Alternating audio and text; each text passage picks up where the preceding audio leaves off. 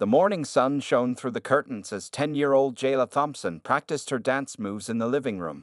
Her small body moved with natural rhythm as she twirled and leaped across the worn carpet. Every day before school, Jayla danced. Every day after homework, Jayla danced. Dancing was not just something she did, it was who she was. "Breakfast is ready," called her mother Tanya from the kitchen. Jayla gave one final spin before running to join her parents at the table. Her father Marcus lowered his newspaper and smiled at his daughter's flushed face. "Someone's been practicing hard this morning," he said, passing her a plate of toast. "The auditions for the spring showcase are next week," Jayla explained, her dark eyes bright with excitement. "Ms. Winters only picks the best dancers." Tanya and Marcus exchanged a quick glance. Everyone in Oakwood knew about Ms. Winters and her elite dance program. For 15 years, her students had won competitions and gone on to prestigious dance schools. Getting into her program was a big deal. "You've been working so hard," Tanya said, gently fixing one of Jayla's braids. "Just do your best, baby." At school that day, Jayla could hardly focus on her lessons. During recess, while other kids played on the swings, she practiced in a quiet corner of the playground. Her friend Zoe watched her with admiration. "You're going to get in for sure," Zoe said. "You're the best dancer in our grade." Jayla wasn't so certain. She had noticed that most of Ms. Winters' chosen dancers looked different from her. They were mostly thin white girls with straight hair. Still, Jayla believed that talent would speak for itself. That evening, Jayla asked her mother to help her pick the perfect audition song. "I want something that shows I can do both fast and slow moves," she explained seriously. For the next 5 days, Jayla practiced her routine until she could do it with her eyes closed. Her parents watched her dedication with pride and also worry. They knew how much this meant to her. "Should we talk to her about, preparing her?" Marcus asked Tanya late one night. "For what? Not getting in?" Tanya frowned. "That would only make her nervous. Besides, she's good, Marcus. Really good." The day before the audition, Jayla's grandmother came to visit. After watching Jayla's routine, she pulled a small package from her purse. "I wore these when I danced as a girl," she said, unwrapping a pair of simple red dance shoes. "They might bring you luck." Jayla ran her fingers over the shoes in wonder. "You were a dancer, Grandma?" "Oh yes, back when it was even harder for girls like us to dance in public. But the music calls who it calls." She winked. "No one can stop that." The morning of the audition, Jayla woke up with butterflies in her stomach. She barely touched her breakfast. "Nervous?" her father asked gently. Jayla nodded. "What if I mess up? What if I'm not good enough?" Marcus kneeled beside her chair. "Listen to me. You dance because it makes your heart happy. No one can take that away from you. Just show them what you love to do." At school, the hallway outside the music room was filled with girls stretching and whispering. Jayla recognized many from higher grades. Some gave her curious looks. Others ignored her completely. When it was finally her turn, Jayla stood in the center of the room facing Ms. Winters, who sat with a clipboard at a table. The teacher's expression was unreadable as she looked Jayla up and down. "Name and grade?" Ms. Winters asked coldly. "Jayla Thompson, 4th grade," Jayla answered, her voice stronger than she felt. "Well then, Jayla Thompson from 4th grade," Ms. Winters said with a small sigh. "Let's see what you can do." Jayla took a deep breath, thought of her grandmother's shoes on her feet, and nodded to the student helper to start the music. As the first beats filled the room, Jayla closed her eyes for just a second. Then she began to dance. The music filled the room as Jayla danced with all her heart. She hit every move she had practiced for weeks. Her feet moved quickly across the floor, and when she jumped, it felt like she could touch the ceiling. Some of the older girls watching from the doorway whispered to each other, impressed by the 4th grader's skill. As Jayla finished her routine with a perfect spin, she looked hopefully at Ms. Winters. For a moment, there was silence in the room. Jayla stood breathing hard, waiting for feedback. Ms. Winters put down her pen and took off her glasses. Her thin lips formed a tight smile that didn't reach her eyes. "Well," Ms. Winters said loudly enough for everyone in the hallway to hear, "you certainly have energy, Jayla." "Thank you," Jayla replied, still catching her breath. Ms. Winters stood up and walked around her desk. She was tall and thin, with her gray hair pulled back in a severe bun. She circled Jayla slowly, looking her up and down. Your timing was decent, Ms. Winters said, but dance is also about appearance. Jayla's smile began to fade. The room suddenly felt too quiet. The spring showcase is a prestigious event, Ms. Winters continued. Our dancers represent Oakwood Elementary. They need to look a certain way on stage. A few girls in the hallway had stopped practicing to listen. Miss Jackson, the music teacher who was helping with auditions, looked uncomfortable but said nothing. I don't think you're right for this program, Ms. Winters said flatly. You're simply too fat to dance. The audience wants to see graceful, slender dancers. Maybe you should try something less physical, like chore. The words hit Jayla like a punch to her stomach. She felt her face grow hot and her eyes fill with tears. The room seemed to spin around her. I practice every day, Jayla managed to say, her voice barely a whisper. Practice won't change your build, Ms. Winters replied with a shrug. Some bodies just aren't made for dance. That's reality. In the hallway, Zoe had heard everything. She ran to find Jayla's mother, who was waiting in the library. Inside the room, Jayla stood frozen, unable to move or speak. Ms. Jackson finally stepped forward. That's enough feedback for now, Ms. Winters, she said quickly. Jayla, thank you for your audition. You can go now. But Jayla couldn't move. The room felt too small, too hot. Everyone was looking at her. Some with pity, others with embarrassment. Ms. Winters had already turned back to her notes. Send in the next student, she said, as if nothing unusual had happened. Just then, Tanya Thompson appeared in the doorway, with Zoe right behind her. One look at her daughter's face told her something was very wrong. Jayla, what's going on? She asked, stepping into the room. Ms. Winters looked up with surprise. Parents aren't allowed in the audition room. Tanya ignored her and went straight to Jayla, who finally broke down in tears. She said, I'm too fat to dance. Jayla sobbed into her mother's shoulder. She said, I don't look right. Tanya's expression changed from concern to shock to anger in seconds. She turned to face Ms. Winters, who was already gathering her papers. Excuse me? Did you tell my 10-year-old daughter she's too fat? Tanya's voice was calm but ice cold. Mrs. Thompson, I simply gave professional feedback, Ms. Winters replied.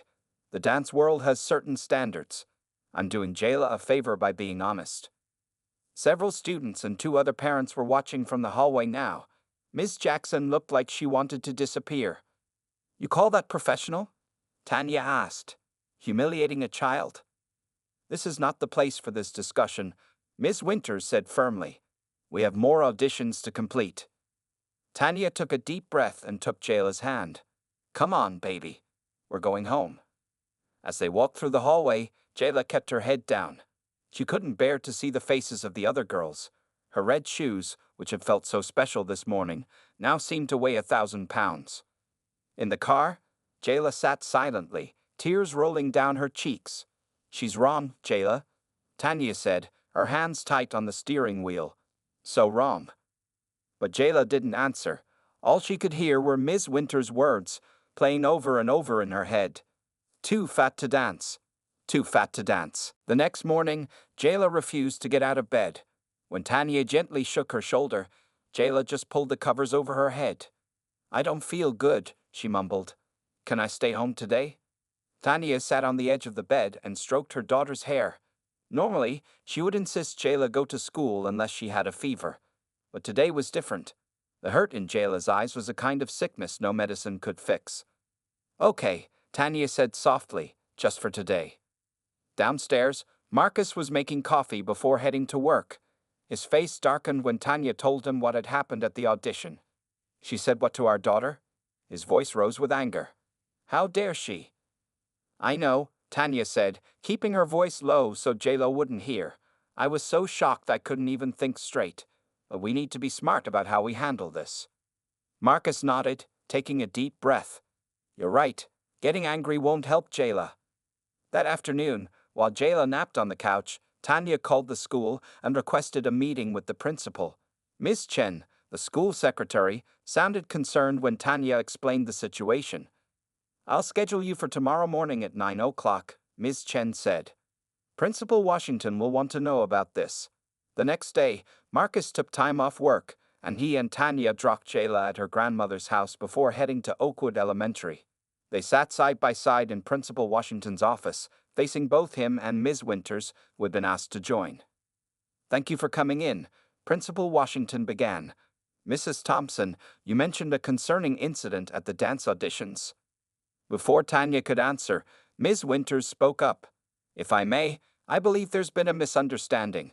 I simply gave constructive criticism about Jayla's performance." "Constructive?" Marcus repeated. "You called our daughter too fat to dance. There's nothing constructive about that." Ms. Winters sighed dramatically. "Mr. Thompson, I've been teaching dance for over 15 years. The professional dance world has strict standards. I was merely preparing Jayla for reality." "She's 10 years old," Tanya said, trying to keep her voice steady. "This is an elementary school program, not a professional ballet company." Principal Washington looked uncomfortable. "Ms. Winters, did you use those exact words with Jayla?" "I gave honest feedback about physical requirements for dancers," Ms. Winters replied, avoiding a direct answer. "Perhaps Jayla misunderstood. Children can be sensitive." "There were witnesses," Tanya said. "Other students and parents heard you." Ms. Winters straightened in her chair. "I built this dance program from nothing. Our students win competitions. Some have gone on to performing arts high schools. My methods get results." Principal Washington cleared his throat. "The success of the program isn't in question, but we need to ensure all students are treated with respect." "What are you going to do about this?" Marcus asked directly. Principal Washington looked between them. "I take this very seriously. I'll speak with Ms. Winters privately about appropriate feedback methods. And we can certainly place Jayla in another activity for the spring term." "Another activity?" Tanya repeated. "That's your solution? Our daughter loves to dance.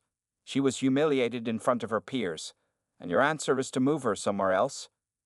"Mrs. Thompson, I understand your frustration," Principal Washington said, "but Ms. Winters has built a respected program with specific standards." Marcus leaned forward. "Are you saying those standards include body type and race? Because we've noticed that very few black students make it into the showcase." Ms. Winters' face flushed. "That is completely untrue. I do not discriminate. Talent is my only criteria." "Then why did you focus on Jayla's body instead of her dancing?" Tanya asked. The room fell silent. Principal Washington shuffled some papers on his desk. "Perhaps we should take some time to cool down," he suggested. "In the meantime, Jayla is welcome to join the art club or chess team for the spring term." As they left the office, Tanya and Marcus felt defeated. Nothing had been resolved. Ms. Winters hadn't even admitted what she'd said, let alone apologized. "They're not going to do anything," Marcus said as they walked to their car. Tanya stopped suddenly. "Then we will," she said, a new determination in her voice. "This isn't just about Jayla anymore." When they picked up Jayla from her grandmother's house, they found her sitting quietly on the porch swing, not dancing or playing like she usually did. "How was your meeting?" her grandmother asked quietly. "Not good," Tanya admitted. "But we're not giving up." Jayla looked up at her parents with sad eyes. "Can I just not go back to school ever?" Marcus knelt in front of his daughter. "No, baby. Running away isn't the answer. We're going to fight this together." That evening, while Jayla did her homework at the kitchen table, Tanya sat on the couch with her phone. She couldn't stop thinking about Ms. Winters' dismissive attitude and Principal Washington's weak response. Something didn't feel right.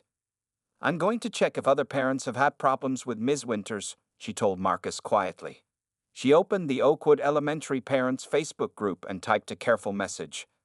"Looking to connect with parents whose children have taken dance with Ms. Winters. Would appreciate hearing about your experiences.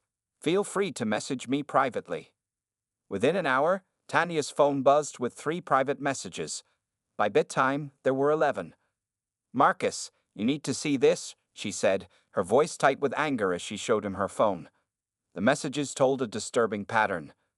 "Ms. Winters told my daughter her hair was too distracting because of her braids. My son was the only boy who tried out last year. Ms. Winters said dance was mainly for girls and put him in the back row. My daughter is curvy like me. Ms. Winters suggested she try band instead because not everyone has a dancer's body." What struck Tanya most was that nearly every negative experience came from parents of black or brown children, or kids who didn't fit a certain body type. "Look at this one," Tanya said, pointing to a longer message from a mother named Diana Jackson. Diana's daughter Keisha had been in Ms. Winter's program for 3 years. Despite being one of the most skilled dancers, Keisha never got solo parts. When Diana questioned this, Ms. Winters said Keisha's fuller figure didn't match the costumes she had ordered. "She told my daughter to lose weight if she wanted better parts," Diana wrote. Keisha was 12 and perfectly healthy. She started skipping meals after that. The next day, Tanya called Diana and asked if they could meet. They agreed on a coffee shop near the school. Diana was already there when Tanya arrived, a tall woman with kind eyes and a serious expression. "Thank you for meeting me," Tanya said, sitting down with her coffee. "I should have spoken up sooner," Diana replied. "But Keisha begged me not to make trouble. She loved dancing so much." "How is Keisha now?" Tanya asked. Diana's eyes grew sad. "She quit dancing last year. Said she didn't have the right body for it. She's in high school now and still watches dance videos at home, but won't join any programs." "That's terrible," Tanya said. "It gets worse," Diana continued. "After your post, I started calling other parents I knew from Keisha's time in the program. This has been going on for years. One mom told me Ms. Winters has a nickname among some teachers. They call her the Selector." "The Selector?" Tanya repeated. "Because she selects which students deserve to dance based on how they look," Diana explained. "There was a black teacher a few years ago who complained about it, but she transferred to another school soon after." Tanya felt a chill. Why hasn't anyone reported this officially? Diana sighed. "Some did, but Ms. Winters has powerful supporters. Her students win competitions, which brings recognition to the school. Parents who complained were told their children weren't committed enough or lacked natural talent." "But that's discrimination," Tanya said firmly. "It is," Diana agreed. "But it's handled in ways that are hard to prove. She never puts the real reasons in writing, and many parents don't want to cause trouble. Their kids still have to go to that school every day." As they continued talking, 3 more parents joined them, all with similar stories about Ms. Winters. Each felt alone until now, believing their child was the only one being treated unfairly. By the time Tanya headed home, she had contact information for 15 families with complaints about Ms. Winters spanning 8 years. She also had photos of past dance showcases showing a clear pattern: very few children of color in prominent roles, and almost no children with larger body types. "This isn't just about Jayla anymore," Tanya told Marcus that night, showing him everything she collected. "This is about years of kids being hurt. Something has to change." "But how?" Marcus asked. "The principal already showed he won't stand up to her." Tanya thought for a moment. "Then we need to find another way to show Jayla and all these kids that they can dance, no matter what Ms. Winters says." On Saturday morning, Tanya noticed Jayla standing by the window watching neighborhood kids playing outside. "I'm going to the community center to pick up some flyers," Tanya said. "Want to come with me?" Jayla shrugged.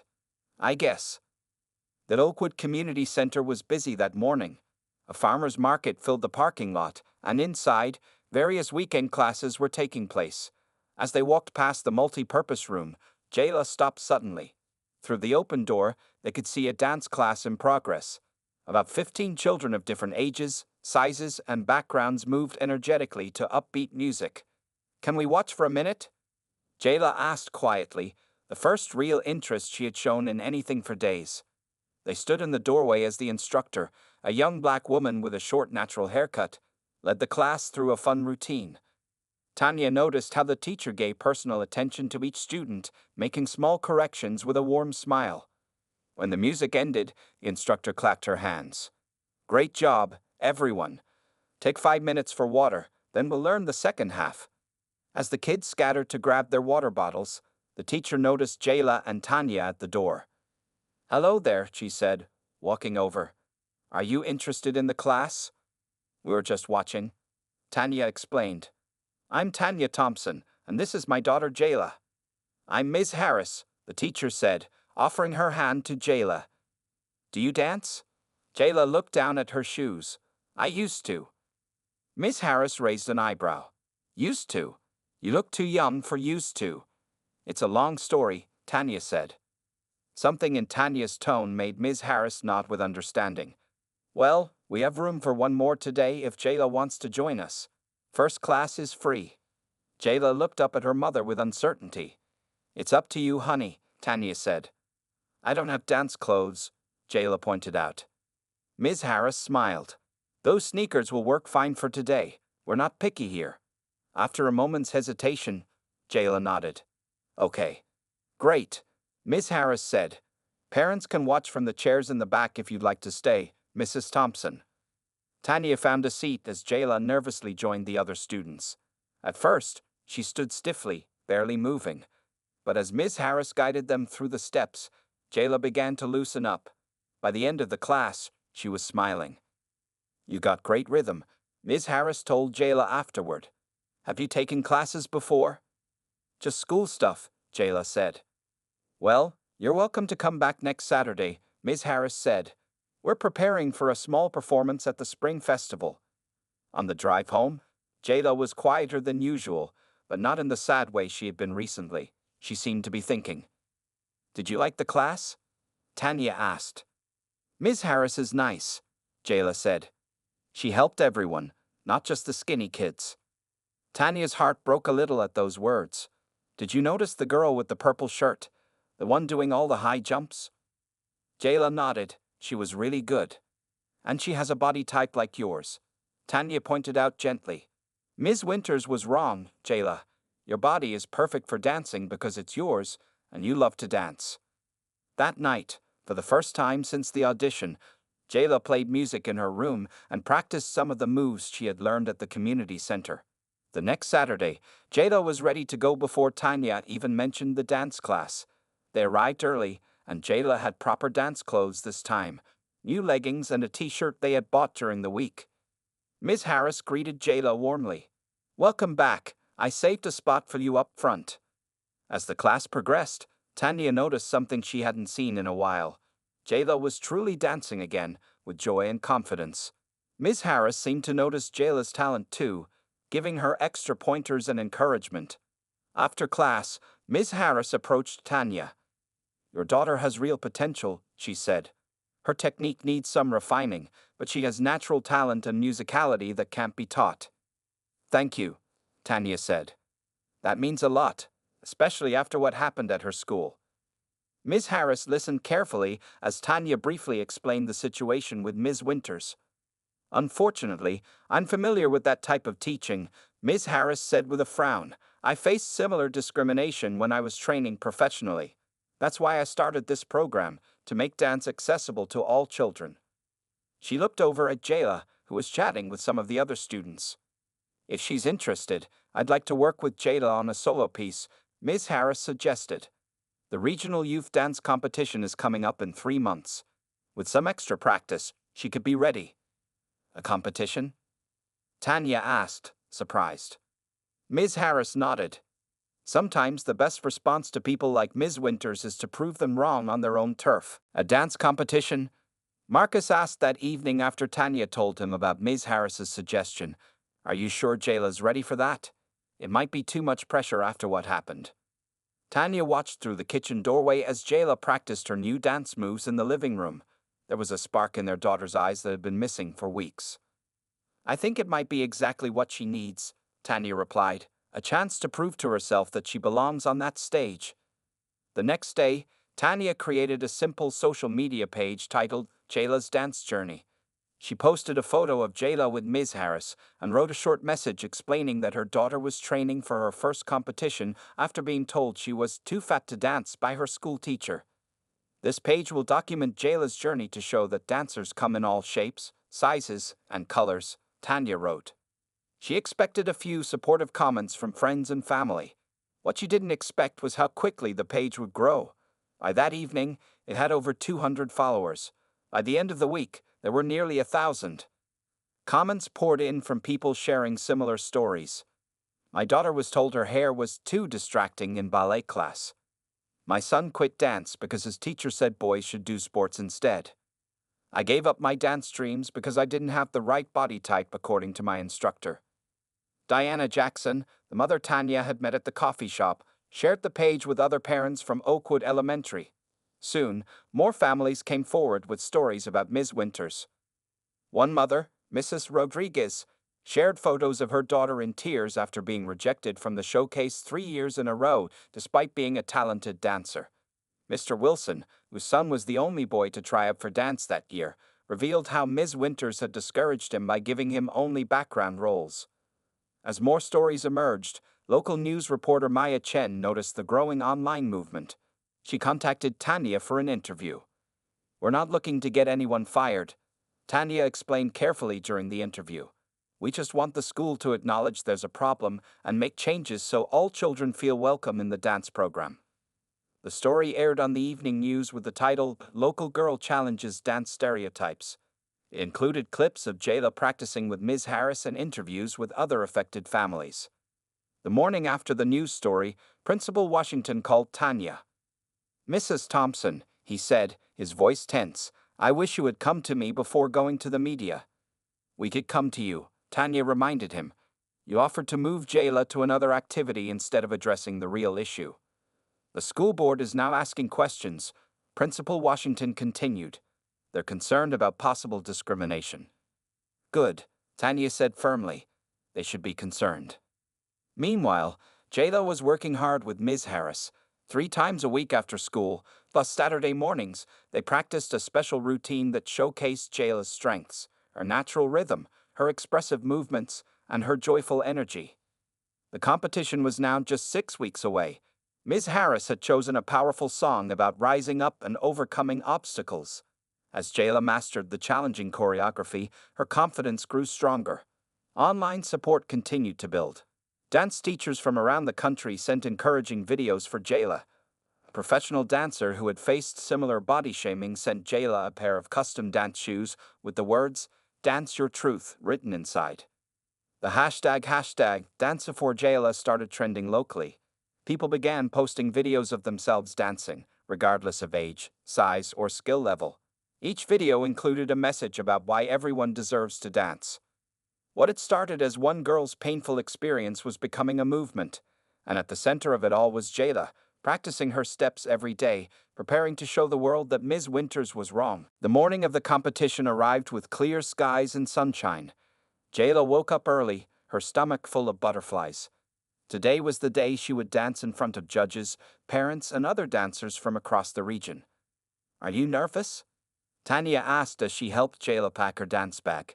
"A little," Jayla admitted. "What if I forget the steps?" "Then you'll keep dancing anyway," Tanya said with a smile. "Ms. Harris says the most important thing is to feel the music and enjoy yourself." The regional youth dance competition was being held at the Downtown Arts Center, a 30-minute drive from their home. When they arrived, the parking lot was already full of cars. Inside, the lobby buzzed with excited children in colorful costumes and nervous parents checking schedules. "Jayla," Ms. Harris called, waving from across the room. She was holding a garment bag. "Come see your costume. I just picked it up from the seamstress this morning." Jayla followed Ms. Harris to a quiet corner where she unzipped the bag. Inside was a beautiful red dance outfit that sparkled under the lobby lights. "It's perfect," Jayla whispered, touching the soft fabric. "Just like the dancer who will wear it," Ms. Harris replied with a wink. While Jayla changed in the dressing room, Tanya and Marcus found seats in the auditorium. They were surprised to see so many familiar faces from their community. Diana Jackson was there with her daughter Keisha. The Rodriguez family sat nearby. Even some teachers from Oakwood Elementary had come to show support. Most surprising of all, Tanya spotted 2 school board members sitting near the front. News of the controversy had clearly reached them. "Look," Marcus whispered, pointing to the entrance. People were filing in wearing T-shirts with #DanceForJayla printed on them. What had started as a small social media page had grown into something much bigger. Backstage, Jayla peeked through the curtain and saw the crowded auditorium. Her heart pounded in her chest. "I can't do this," she said, turning to Ms. Harris with panic in her eyes. "There are too many people." Ms. Harris knelt down to meet Jayla's gaze. "Yes, you can. All those people are here because they believe in you, but the only person you need to dance for is yourself." She gently turned Jayla to face the small mirror on the wall. "Look at yourself," Ms. Harris said. "What do you see?" Jayla stared at her reflection, the red costume sparkling, her braids decorated with tiny stars, her eyes wide with fear, but also determination. "I see. A dancer," Jayla said finally. "Exactly." Ms. Harris nodded. "Not because of how you look, but because of how much you love to dance. No one can take that away from you." Jayla took a deep breath and nodded. She was ready. The junior division had 23 performances. Jayla was number 18. She watched the other dancers from the wings, amazed by their talent and the variety of dance styles. Finally, it was her turn. Next, performing a contemporary solo to Rise Up, please welcome Jayla Thompson. The announcer's voice echoed through the speakers. The audience clapped as Jayla walked to the center of the stage. The lights felt hot on her skin. She could barely make out her parents' faces in the crowd. The music began softly. Jayla closed her eyes for just a second, remembering Ms. Harris's words. "Dance your truth." Then she began to move. Everything else disappeared, the judges, the audience, even her nerves. There was only the music and her body responding to it. Each step felt right, each turn perfect. When she leaped across the stage, it felt like flying. In the audience, Tanya squeezed Marcus's hand so tightly he winced. Their daughter wasn't just dancing. She was telling her story through movement. The pain of rejection, the struggle to believe in herself again, and finally, the joy of reclaiming what she loved. When the music ended, Jayla struck her final pose, breathing hard. For a moment, there was silence. Then the audience erupted in applause. People stood up, cheering and clapping. Some were even wiping away tears. Jayla's face broke into a huge smile as she bowed. Walking off stage, she ran straight into Ms. Harris's arms. "You did it," Ms. Harris said proudly. "That was beautiful." "It felt good," Jayla said simply. And it was true. No matter what the judges decided, she had already won her most important battle. The awards ceremony began after all performers had finished. Dancers and their families filled the auditorium, waiting nervously as the judges prepared to announce the winners. In third place for the junior solo division, the head judge announced Sarah Miller. A thin blonde girl in a purple costume walked to the stage to receive her bronze medal. In second place, the judge continued, Michael Chen. The audience applauded as a boy in black pants and a white shirt accepted his silver medal. Jayla sat between her parents, trying not to look disappointed. She had danced her best, and that was what mattered. Ms. Harris, sitting behind them, squeezed her shoulder gently. "And the first place winner of the junior solo division is," the judge paused for effect, "Jayla Thompson." For a moment, Jayla couldn't move. She hadn't heard correctly, but everyone was looking at her, clapping and cheering. "Go on, baby," Tanya whispered, tears in her eyes. "That's you. You won." Jayla walked to the stage in a daze. The judge placed a gold medal around her neck and handed her a trophy almost as tall as her waist. Cameras flashed as Jayla stood center stage, still not quite believing what had happened. The judges were particularly impressed by the emotional depth and technical skill shown by this young dancer, the announcer explained. Jayla will also receive a scholarship to the Summer Dance Academy. The crowd erupted in cheers again, the loudest coming from the section wearing #DanceForJayla shirts. As Jayla returned to her seat, clutching her trophy, she noticed something strange. Near the exit door stood Ms. Winters, her face pale as she watched the celebration. Their eyes met briefly before Ms. Winters turned and hurried out of the auditorium. The next morning, Jayla's victory was front-page news in the local paper. The headline read, "Local Girl Wins Regional Dance Competition, Challenges Stereotypes." The article included Jayla's story and mentioned the controversy at Oakwood Elementary. 3 days later, Principal Washington called for a meeting with Tanya and Marcus. This time, Ms. Winters was not present. Instead, 2 school board members sat at the table. First, congratulations to Jayla on her impressive win, Principal Washington began, looking uncomfortable. Second, I want to address the concerns you raised about our dance program. Mrs. Chen, the school board president, spoke next. We've reviewed the complaints from multiple families and conducted interviews with current and former students. The evidence suggests a pattern of discriminatory behavior that cannot be ignored. What does that mean for Ms. Winters? Tanya asked. Ms. Winters has been placed on administrative leave while we complete our investigation, Principal Washington explained. She has chosen to resign rather than face a formal hearing. The news spread quickly through the Oakwood community. Some parents defended Ms. Winters, citing her successful record at competitions, but many more came forward with their own stories of discrimination, relieved they could finally speak openly. The following week, the school board announced major changes to all arts programs at Oakwood Elementary. 1. New anti-discrimination policies that specifically addressed body type, race, and gender. 2. Training for all teachers on inclusive education. 3. A diverse committee of parents and staff to oversee the spring showcase. 4. Open auditions with clear, fair criteria for all students. At the community center, Ms. Harris's dance class had doubled in size. Children of all backgrounds, shapes, and abilities filled the room each Saturday. Jayla now helped Ms. Harris demonstrate moves for newer students, her confidence growing each week. I want to be a dance teacher like Ms. Harris someday, Jayla told her parents one evening as she practiced in the living room. So I can help other kids who don't think they can dance. When spring came, Oakwood Elementary held its annual showcase under new leadership. The program featured the most diverse group of dancers the school had ever seen. Boys and girls of all sizes and colors performed together on stage. For the finale, a special solo performance was announced.